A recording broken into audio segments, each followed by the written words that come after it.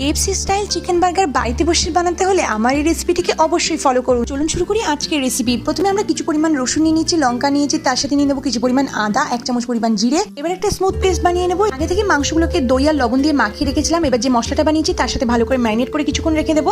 হয়ে গেলে আমরা 30 মিনিট পর এটাকে তেলের মধ্যে দিয়ে খুব ভালো করে ভেজে নেবো। আমরা অল্প তেলে এটাকে হালকা হাতে ভাজতে থাকবো। এটা পুরো তন্দুর হয়ে যাওয়া অবধি ওয়েট করবো। তন্দুর হয়ে গেলে আমরা এটাকে তুলে নেবো।